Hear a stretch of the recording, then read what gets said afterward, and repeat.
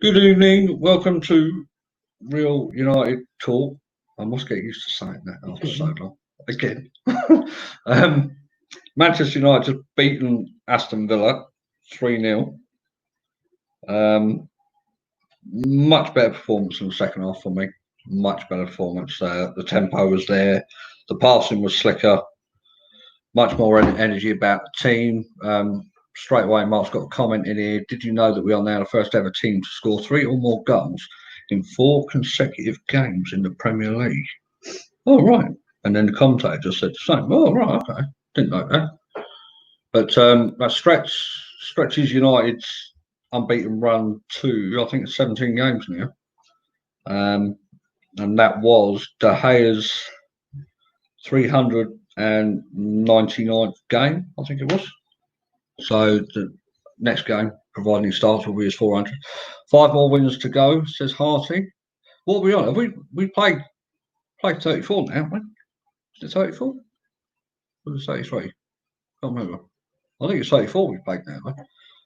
Red Devil says should have been 5 or 6. Yeah, I think in the second half, I think when Pogba got the third, it was basically cruise control, wasn't it, from there? Just getting people off. People that have been on there. Fantastic substitutions, I thought, from Ollie. Again, taking the right people off at the right sort of time. No complaints from me there. There's 5 left, is there? Okay. I thought, for some reason, I thought we was on 34. I don't know why. Why am I in the toilet? Says Baz. Baz, does this look like my fucking bathroom? Seriously?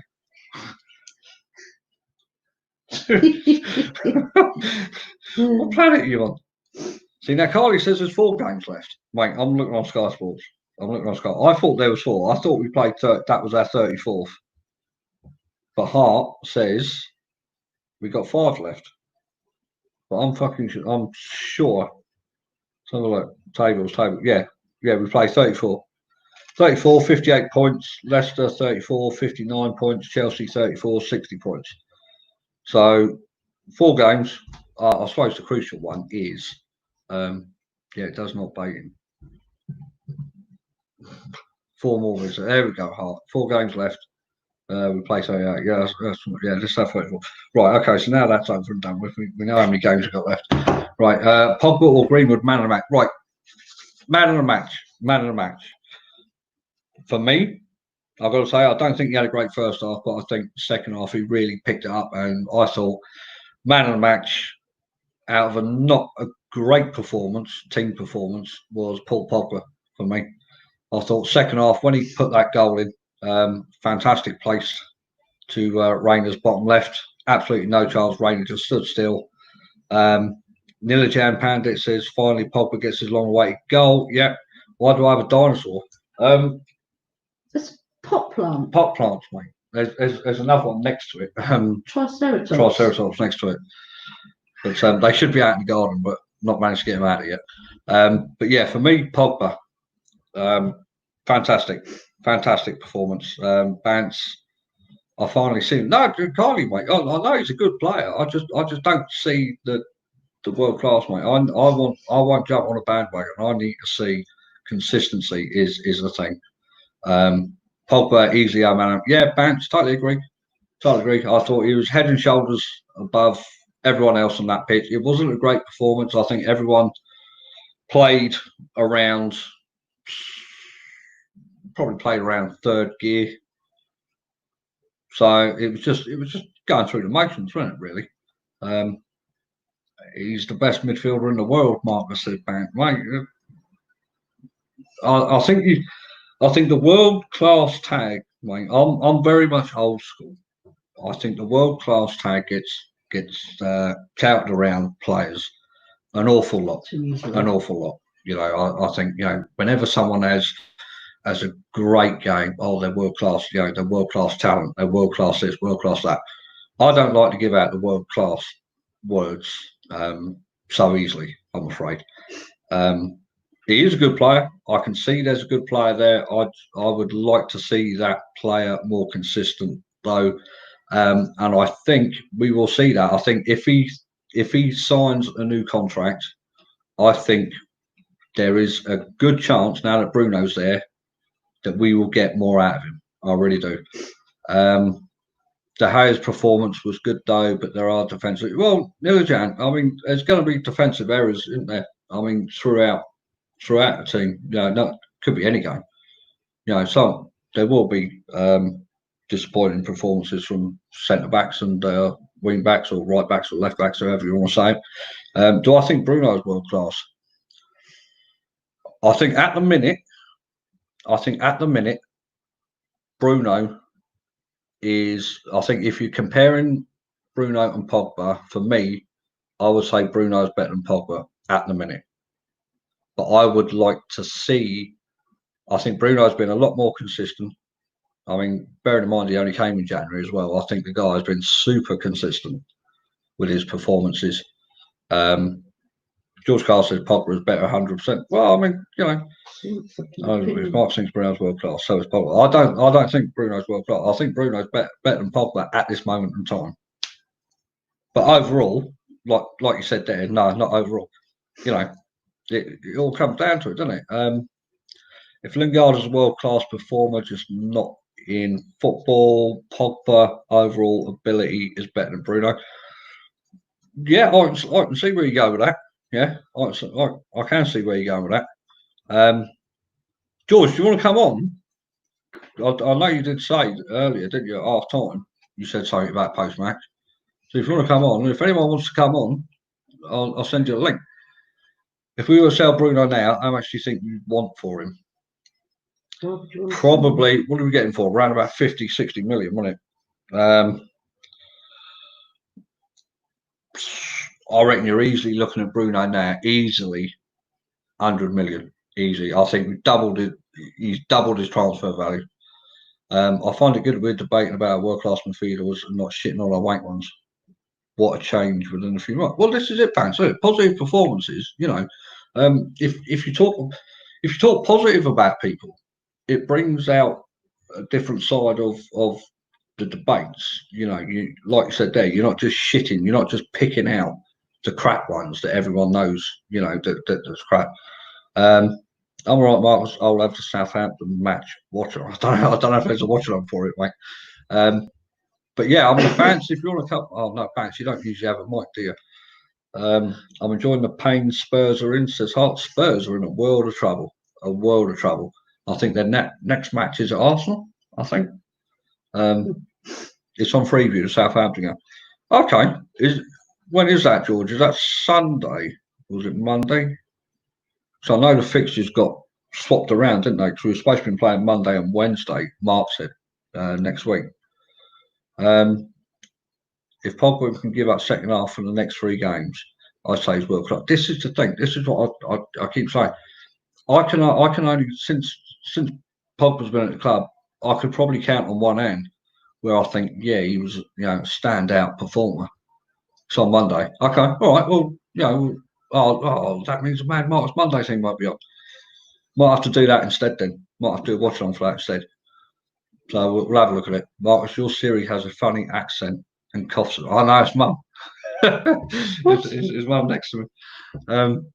But yeah, overall, typical run of the mill. Get through it, win the game, get 3 points, come away with no injuries. Get on the bus, home you go. So I wouldn't say it's overly fantastic performance. I wouldn't say it was a bad performance. Mark will come on one. All right, Mark, you want to come on Monday with George then? And then we'll do that. We'll do that Monday then. We'll do a watch along. Bance values Pogba's happiness. Do you know what, Bant? I'm glad you said that actually, right? Because I've noticed a significant change, right? The way he plays. I think he's very similar to Martial. I think when you're playing with a smile on your face, right, you play so much better. You play so much more freely. You're so much more confident. And you go about your business and you do it on the pitch. And since when he was out in injury, obviously a lot of reports and people were doing saying stuff in the media about him meeting up with Zidane and all that. But I think now you can actually see he he's happy. He's happy in how he plays. He's happy. He's not, and I think you've got to give Ollie credit there, like Pancars did. Ollie deserves a bit more credit. I think the way Ollie has treated him after such a shit time that he had with Mourinho, I think the way Ollie has counteracted that and changed it to a more positive relationship is paying dividends out the pitch. I really do. And I think that, key to any footballer is happiness. But I think with Pogba, he needs to feel loved. He needs to feel loved. And the more he feels wanted and not betrayed by the management team or the teammates, the better he'll play. So hopefully this is, we found, Ollie's found a way to get the best out of him. Aaron Wan-Bissaka should have scored his header. Mate, I didn't think Wan-Bissaka was all that tonight. I didn't think. Look how often Martial smiles. What did exactly hard? Exactly, spot on. You look at him after the hat trick. Even tonight, he didn't score tonight. But even when the camera went to him on the bench when he got subbed off, he was smiling. It's all smiles. These players that had such a sketchy relationship with Mourinho, even towards the end of Van Gaal's reign, these players look so much more happier and they know their role in the team. That's the thing. They all know their role. Ollie's man management is one of the best. I think it's great, man. I really do. I think how he's turned that team around in such, because I mean, let's be fair, he's only had the full season, isn't he, really, at the minute. How he's turned it around, I think, is absolutely immense. I know I'm being a dick for nitpicking. Diedrich, man, don't worry about it. I was going to pick at you for it. It's not fair, Mark. Ollie loses a game. It's down to his tactics. If he wins, it's the players doing the job, not Ollie. I've always been a believer in it's the players that go out there and play. I don't think it's fair for the manager to take the flak because it's the players that go out there and play the game. If it was a manager out there playing the game, then I'd say, yeah, fair enough. But you look at it on the other side, it's the manager who employs the tactics, but you've got to trust the players to do the tactics out the pitch. So, it's apples and oranges, isn't it? It's a bit of a catch-22 situation. Bruno should have scored his header too, says Mark. Mate, like Pancars said at half time, that's probably his weakness. I didn't think the guy had any weakness at all. But missing that header, that should have been game over with that header. Ollie's relegating Fred to the bench was a great decision, says George. Fred was trying to lose the ball at every opportunity. I didn't think Fred did too badly when he came on. There was a good ball out he played from the middle of the pitch out to Brandon Williams with his right foot. Must have gone about 30, 40 yards. He did track back an awful lot as well. Fred got his foot stuck in. Made a couple of good tackles as well, I thought. All right, Jess, you're right. Great win. We keep marching on. Yeah, it's fantastic. 17 games unbeaten now.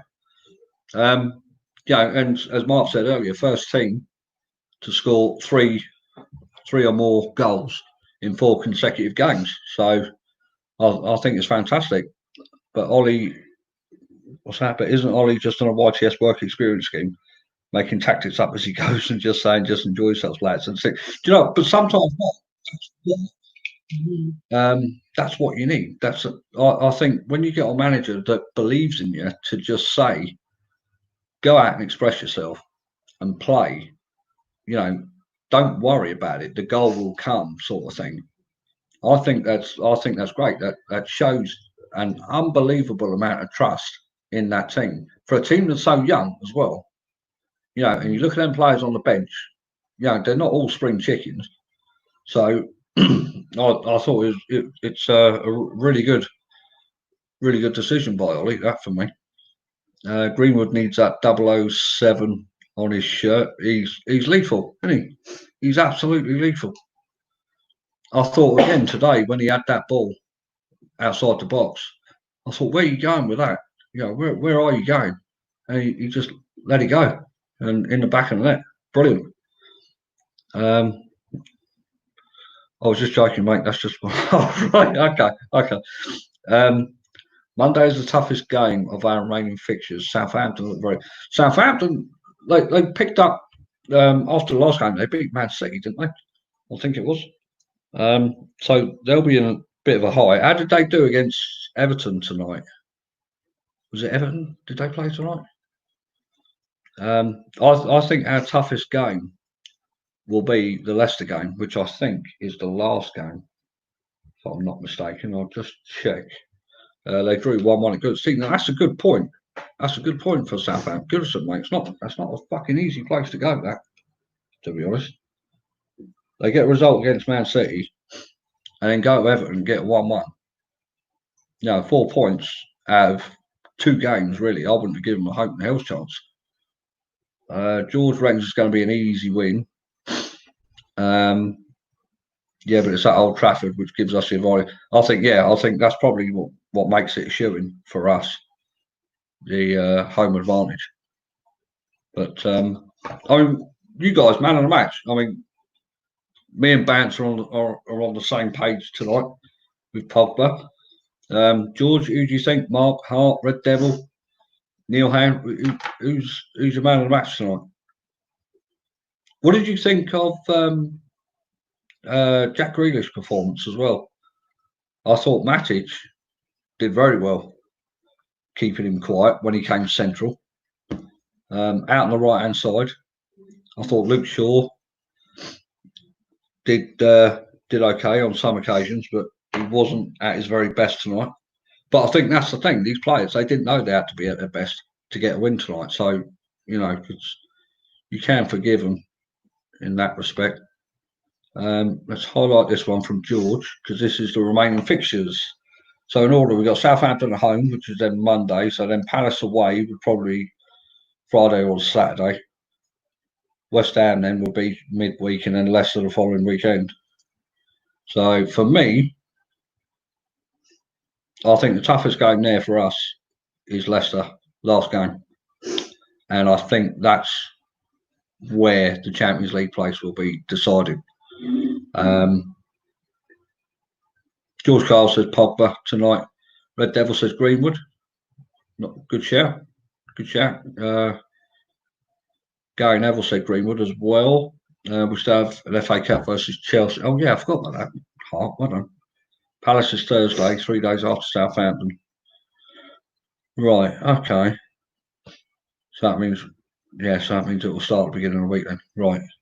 Man of the match is the one that kept serving burgers to the ref. He was so slow, wasn't it? Was that John Moss? Was it John Moss? I don't know the names of the refs very well, but he refereed the game we had the other week, didn't he? And he was slow then. But John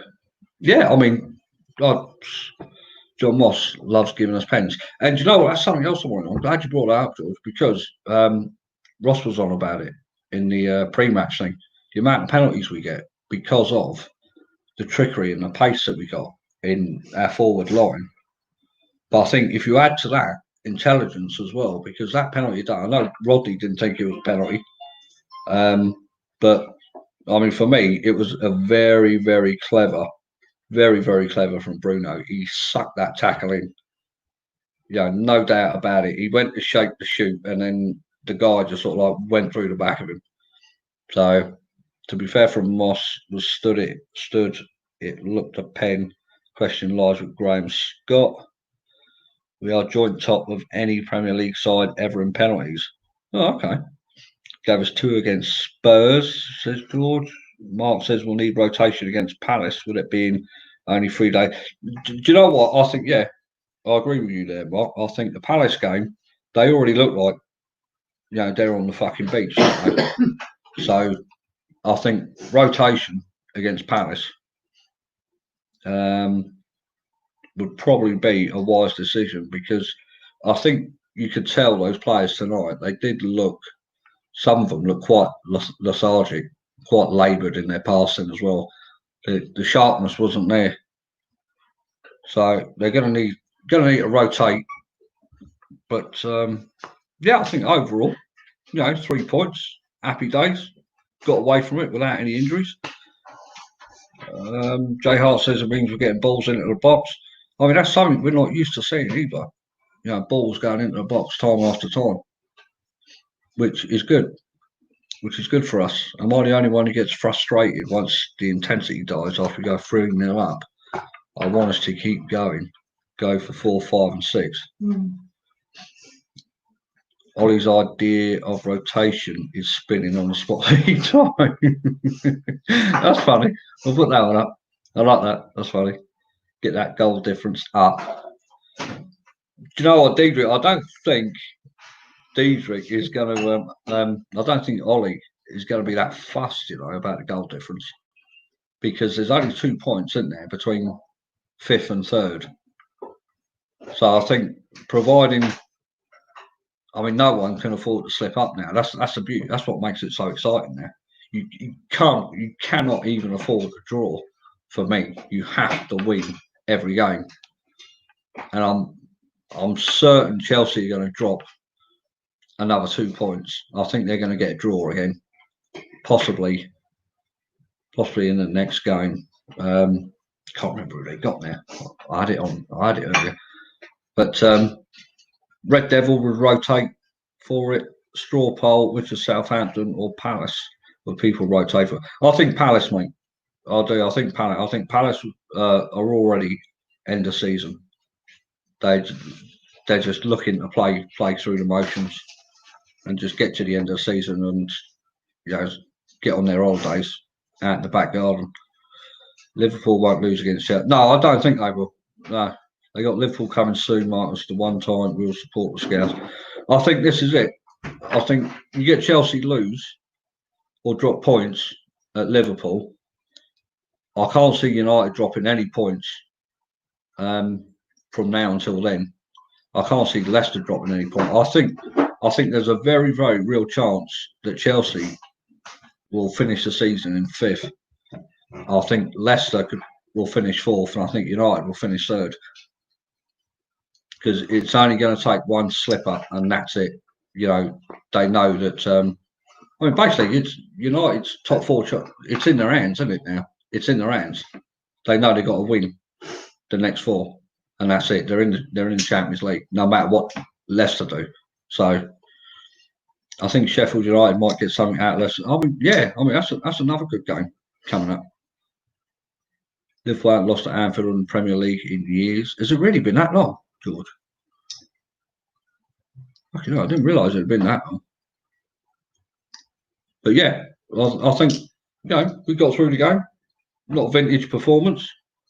I think it's 3 United, 4th Chelsea, 5th Leicester. So I think United finish 3rd. I think Leicester will go 4th.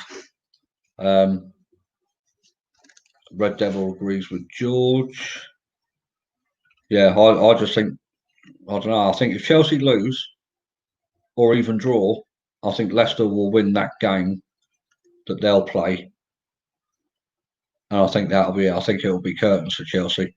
And that would be such bad karma as well, knowing that they probably promised Werner and fucking the other lad they've got Champions League football, and they don't make it. That'd be such a kick in the teeth to those players. Such a kick in the teeth. They've lost only twice this season: away versus City and away versus Watford. Oh, really? Oh, okay.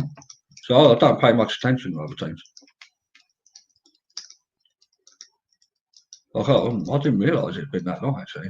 Liverpool still have a few players on the fringes that need game time to get winners' medal, so they may play a weakened team against Chelsea. They didn't play. Who did they play last time? It was Villa, wasn't it? They didn't play so much of a weakened team there. I think Klopp is taking this quite seriously. I really do. So years since Liverpool have been beaten in the Premier League at home. George, you missed a number out there. Yeah, I think Liverpool want to win their remaining games, because they want to finish the league as far away from City as possible, just to make it look good. It'll look as though that they've walked it this season, to be honest. They want the points for it. Well, that's it, Rick. Yeah. Liverpool should be going for a record points table. What is the record? What is the record? I'm pretty sure. Didn't Man City one season get like over 100 points? Or was I dreaming that? I'm sure they got over 100 points.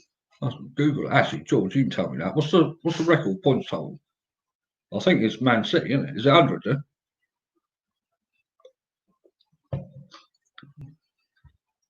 I'm sure it's Man City that got that. Because they were absolutely fucking flying. Because last season, they were on about it last season, weren't they? When Liverpool finished like, was it 1 point behind? But yeah, I thought Man City, yeah, City got 101, 102 a couple of years ago. Right, okay. So yeah, they're on. They'll be on track for that then, won't they? Let's have a look. Football table. Well, so they've got 4 games to go. So yeah, another 12 points. So yeah, they can do it. So they get another 12 points. They're on 92 at the minute, so they can finish with 104. Yeah. Having chocolate, mate. Mate. I don't drink. That's coffee, man. Caramel latte, cold coffee, chocolate milk. No coffee, mate. This time of night. You know I don't sleep. Yeah, so that'll be interesting to see. That'll be interesting to see. So if they finish with that, I mean, Man City will finish with what? 69. They'll finish probably with, I reckon, about 81 points, 82. So yeah, that'll put them. Yeah, that'll put fucking Liverpool way ahead, won't it? So yeah, get in. But right, I'm gonna shoot off. I must put this up because I'm getting told off for not putting this up. All right, so I have to put that up. Someone tells me to. But right now, I put that up. I should take it off. There we go. Right. Yes, Mark. I will. I will be on as soon as I put this down. I will be on. So I need to talk to you about films. All right. So but yeah. So I've done my bit. All right. Have a great night. 4 more till 50. Oh, really? Okay, so we're on 46. Hey, that's quick math, isn't it? Okay. Someone said that not so long ago. 46, 4 more till 50. We're cruising, making waves, as Rodney says. All right. So I am carrying it red, aren't I? The other two, mate, they don't do fuck all, man. It's all left down to me. Big boy's busy with Fortnite, and Rodney's fucking reckons he's doing his thing early hours at night. I don't think so. I don't. I think it's all lies. I think it's all lies. Right. Catch you all later. Enjoy yourselves. See you soon.